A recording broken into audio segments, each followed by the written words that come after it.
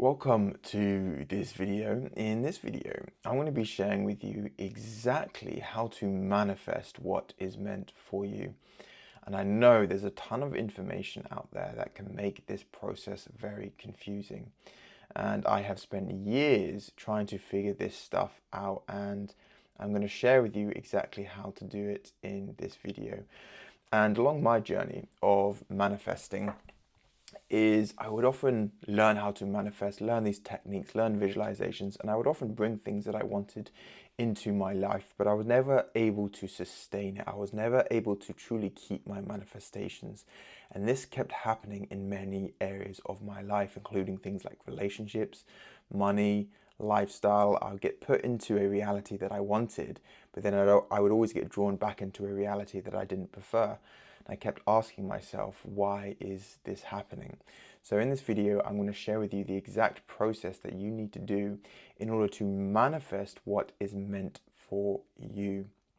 When it comes to manifesting, you are meant to experience the things that you want in your reality, the things that you prefer. That is why you have the desire in the first place. So I'm going to start off talking about this image, which I like to call the triad. And this image explains that you need these three aspects of yourself in order to be aligned and manifest what is truly meant for you. Before I explain this, I want you to know that we all have our own unique energy. Think of it as your soul signature. You have your own very unique frequency. And that frequency is designed to bring in everything into your life that is meant for you and to push away anything in your life that is not meant for you. When it comes to the law of attraction, like attracts like. Okay, so if you start to align with your own unique energy, you don't need to manifest anything. You just simply need to align with that energy. Then anything that is meant for you that is in alignment with that energy will start to come into your life. And that is the key aspect of manifestation. Manifestation is to understand this. Okay, it's more about alignment instead of trying to bring something into your life, because this unique energy of yours is like a lighthouse. Okay, and it's constantly radiating its energy. And you might ask, well, Charlie, if that's true, why am I experiencing things that I don't prefer in my reality? It's because you are blocking it. You are blocking this unique energy that is designed to bring in everything into your life that you truly desire and want to experience. This is what is meant for you. So this triad that I'm going to explain to you is you need all three of these aspects of yourself in order to be aligned, to align with your own unique energy so you can start to experience a reality that you prefer. So let's start off by explaining each of these three aspects. You've got your higher mind, your physical mind, and your physical heart. Your higher mind is an expanded version of your consciousness, okay?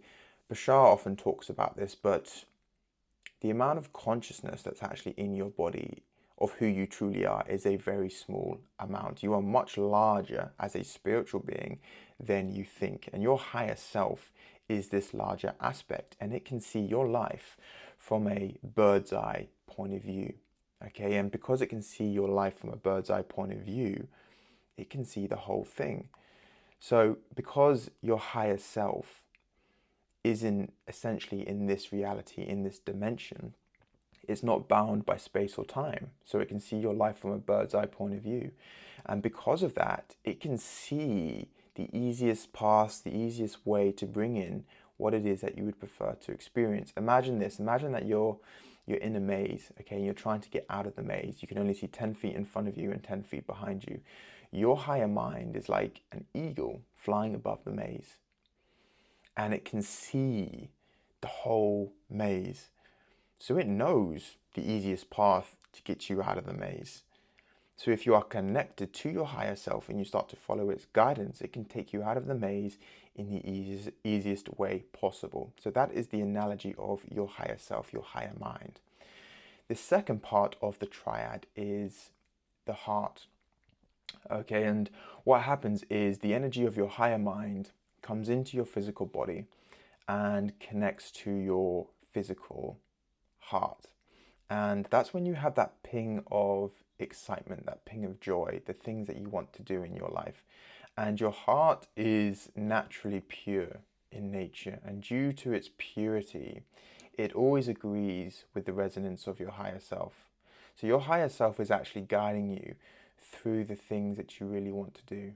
The excitement, the joy, the passion, that's how it's guiding you. If you've ever watched Pirates of the Caribbean, you know Captain Jack Sparrow, he has this compass, right? And this compass, this magical compass that he has, always points to the things that he wants the most. Okay, that is exactly the same as how your higher self and your heart function. You know, that ping of excitement, that ping of joy. Oh, I want to go and start this business. I want this relationship. I want to travel the world. I want to do this. I want to do that.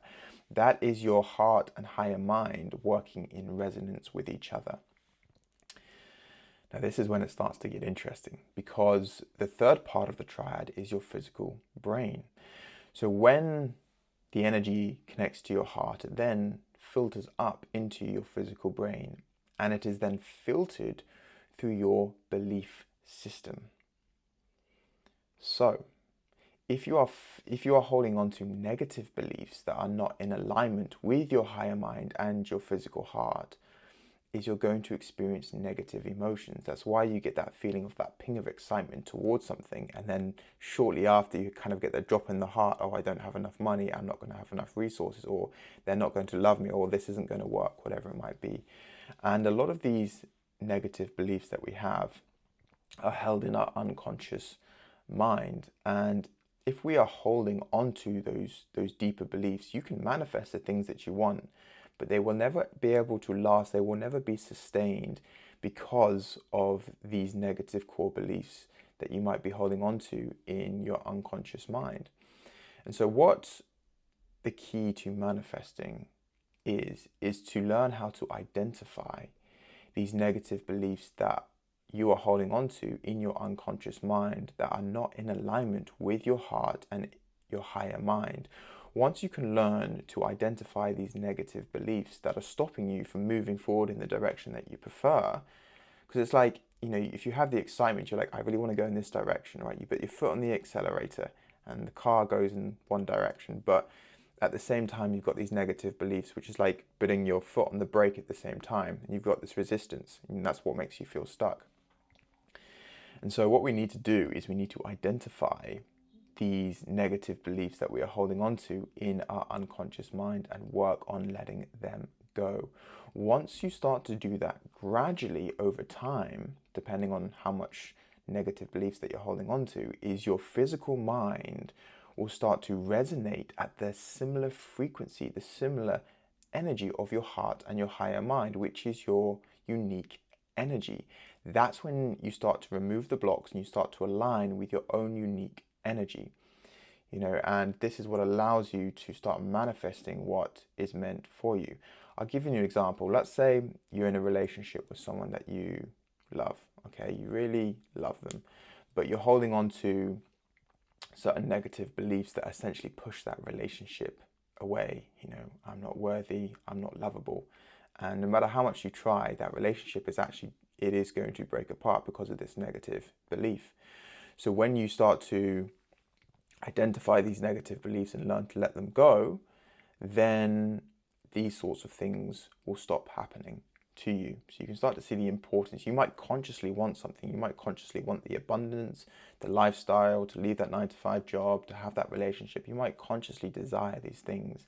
But unless you're aware of those unconscious patterns, you know, these negative beliefs that you're holding on to, is you'll never be able to sustain and hold the manifestations that you truly want. And this is the key to really understanding manifestation, because trying to manifest without understanding these negative beliefs is like trying to chop down a tree by trimming the